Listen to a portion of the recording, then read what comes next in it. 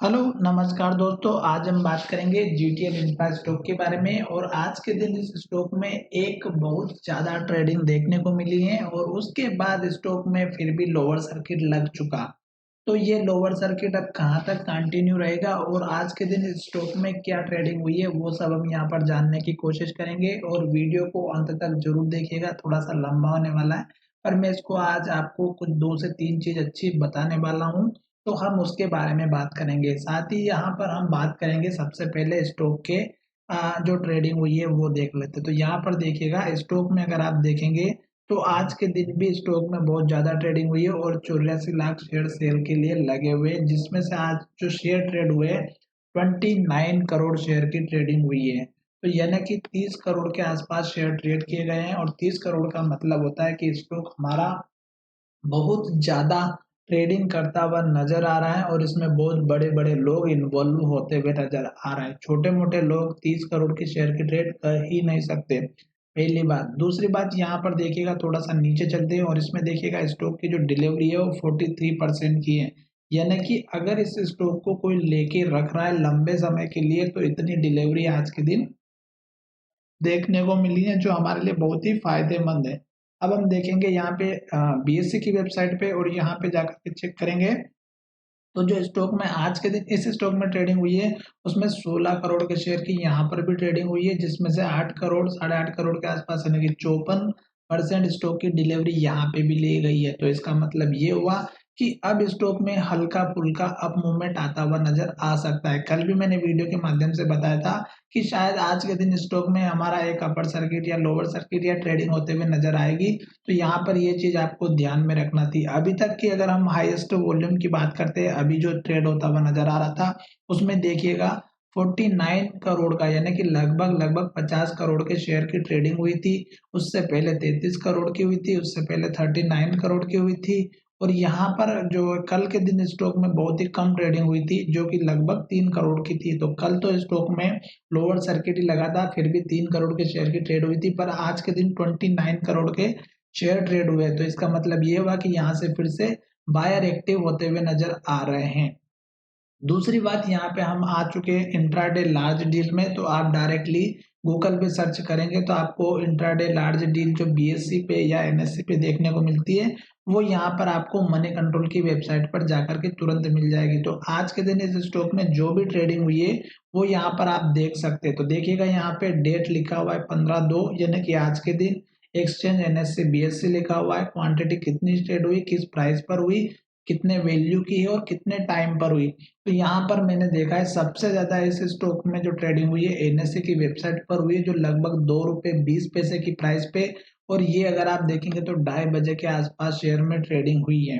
अब ये चीज मैंने थोड़ा सा नोटिस किया, या तो ये स्टॉक इतनी बड़ी क्वांटिटी यानी कि 2 करोड़ 14 लाख 53 हजार के शेयर जो इसमें ट्रेड किए गए हैं, ये किसी बड़े पोर्टफोलियो वाले ने शेयर सेल किए होंगे और ये मार्केट प्राइस पे सेल किया होगा। जैसे ही ये सेल किया उसके बाद सारे शेयर्स यहाँ पे लोअर सर्किट में चले गए थे यानी कि सब शेयर खत्म हो गए। तो अब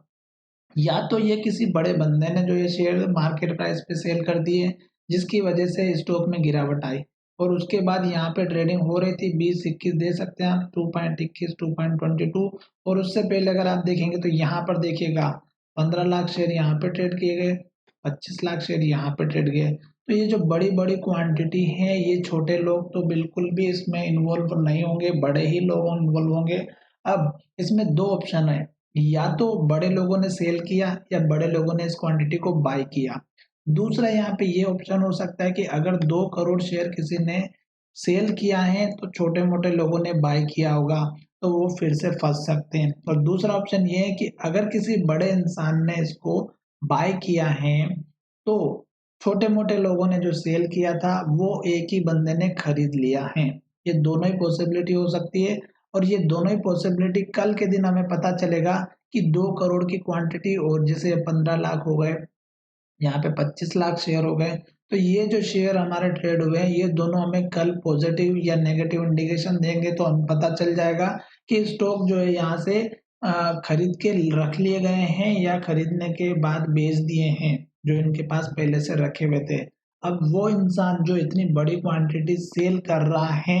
या बड़ी क्वांटिटी बाय कर रहा है वो इतना बेवकूफ होगा नहीं, क्योंकि उसको पता होगा कि कल के दिन मूवमेंट क्या होने वाला है।